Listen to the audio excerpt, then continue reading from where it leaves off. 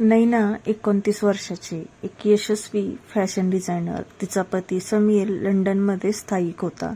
घराची भव्यता होती, पण नैनाची खोली नेहमीच रिकामी आणि शांत असायची.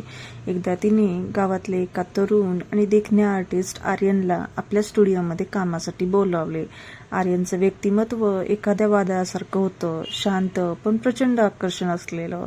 पहिल्याच भेटीत जेव्हा आर्यनने नैनाच्या मापाचा ड्रेस डिझाईन करण्यासाठी तिचे शरीर मोजले, तेव्हा तिचे डोळे मिटले गेले. त्याने जेव्हा कमरेचा आणि पाठीचं माप घेताना आपला हात तिच्या त्वचेवरून फिरवला, तेव्हा एक गरम लाट नैनाच्या शरीरातून धावली.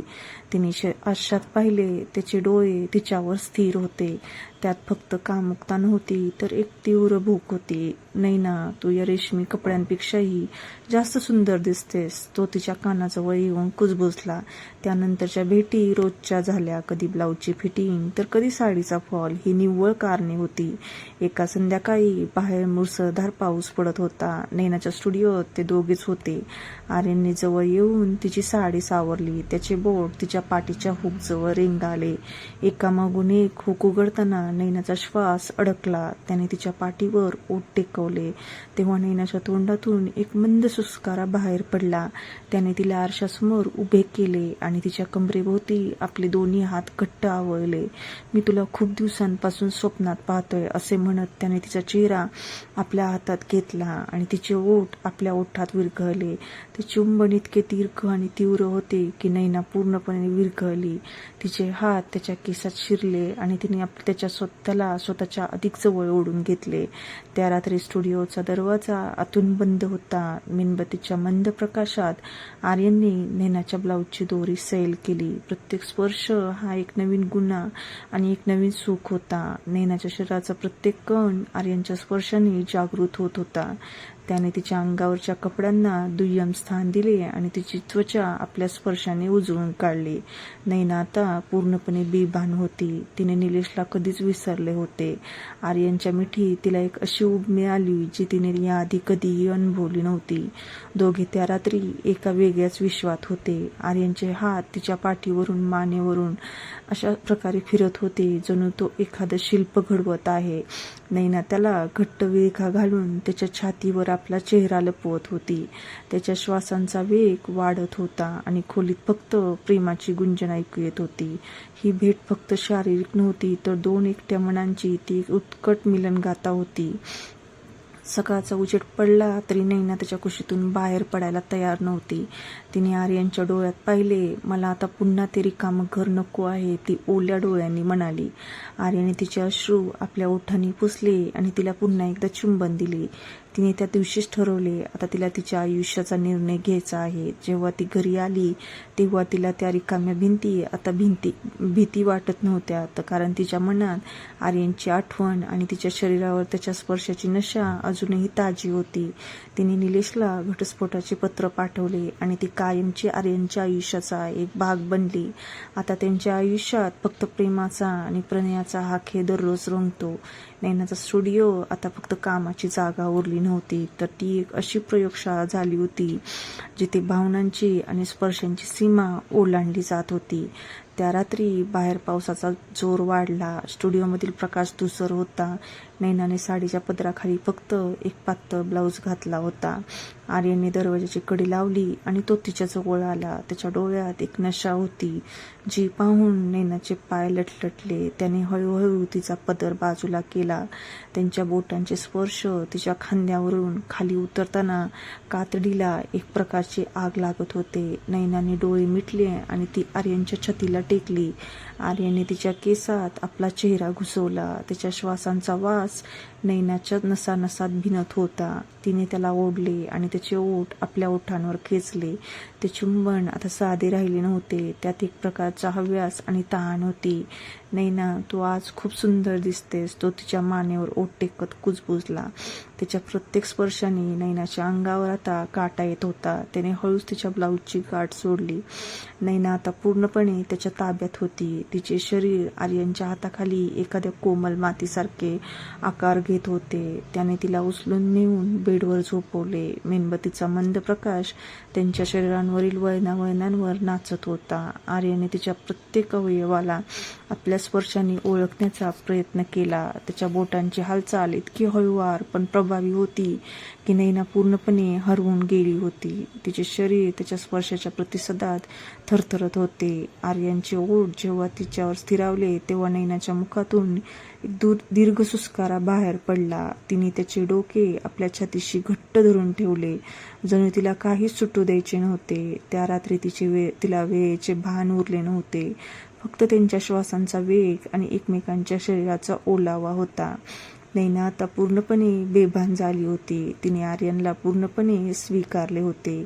तिचे शरीर आतापर्यंतच्या एकटेपणामुळे कोरडे पडले होते, ते आता आर्यनच्या प्रेमाने आणि स्पर्शाने तृप्त होत होते. प्रत्येक हालचाल एक नवी उर्मी देऊन जात होती. नैना त्याच्या मिठीत विरघळत होती आणि प्रत्येक वेळी तिला स्वतःचे अस्तित्व अधिक प्रकर्षाने जाणवत होते. रात्रभर ते एकमेकांच्या शरीरात गुंतले होते, कधी प्रेमाच्या गोड बोलण्याने तर कधी मौनातील त्या तीव्र स्पर्शांनी खोलीतील वातावरण भारलेले होते.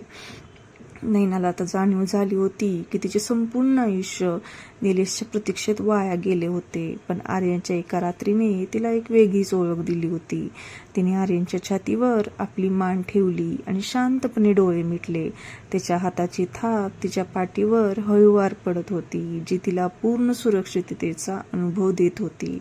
सकाळी जेव्हा सूर्यकिरणे खिडकीतून आत आली तेव्हा नैना अजूनही त्याच्या कुशीत होती. तिने आर्यनच्या गालावर स्पर्श केला आणि हलके चुंबन दिले.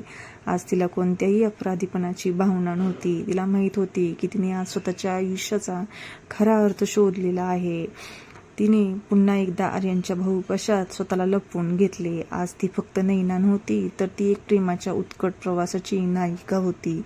ती रात्र संपली नव्हती, तर ती एका नव्या प्रवासाची सुरुवात होती. पावसाचा आवाज स्टुडिओच्या बाहेर थांबला होता, पण नैना आणि आर्यनच्या मनातील वादळ मात्र अधिक तीव्र होत गेले. नैना उठून आरशासमोर उभी राहिली. तिचे केस विस्कटलेले होते आणि तिच्या अंगावरच्या कपड्यांमधून आर्यनचा स्पर्शाचा दरवळ अजूनही येत होता. आर्यन तिच्या मागे येऊन उभा राहिला. तिने आरशात पाहिले. त्याचे हात तिच्या कमरेवर घट्ट विळखा घालून होते. त्याचे डोळे नैनाच्या डोळ्यांना आरशात शोधत होते. नैना, तू अजूनही विचार करतेस का? त्याने तिच्या मानेवर ओठ टेकवत विचारले.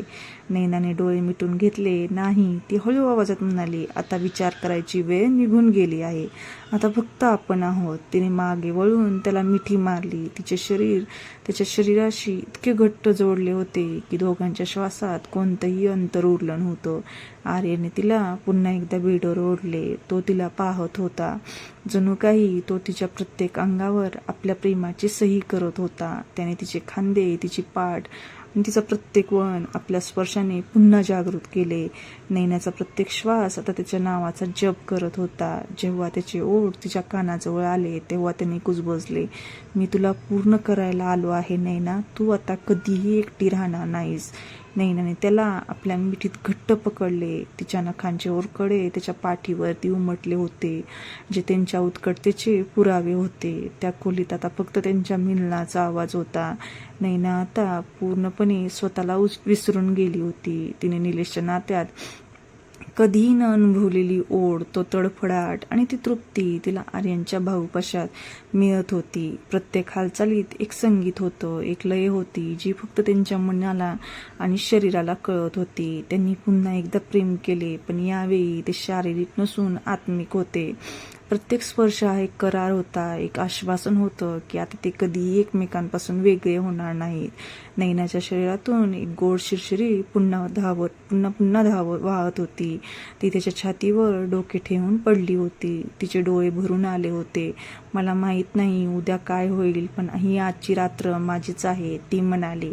आर्यने तिला अधिक जवळ घेतले आणि तिच्या कपाळावर एक प्रेमाचे चुंबन दिले.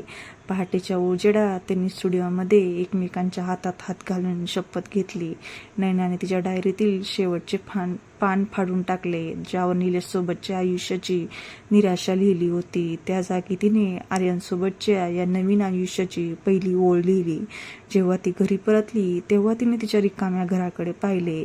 तिला आता रिकामीपणाची भीती वाटत नव्हती, कारण तिला माहीत होतं आता ती फक्त एका नावाच्या पत्नीची भूमिका जगणार नाही. तिने निलेशला फोन केला. त्याचे आवाज आता तिला अनोळखी वाटत होते. तिने स्पष्टपणे सांगितले, आपल्यात आता काहीच उरले नाही. मी एक नवीन आयुष्य निवडले आहे.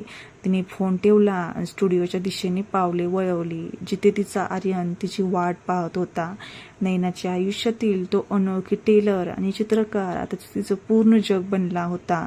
त्यांचा हा उत्कट प्रवास आता एका नव्या वळणावर होता, जिथे प्रेम, वासना आणि समर्पण यांचा एक सुंदर मिलाप झाला होता. दुसरी सकाळ जेव्हा स्टुडिओमध्ये उजाडली, तेव्हा खिडकीतून येणारे कोवळे ऊन थेट नैनाच्या चेहऱ्यावरती पडत होते. आर्यन अजूनही गाढ झोपेत होता. त्याचा हात नैनाच्या कमरेवर विसावला होता.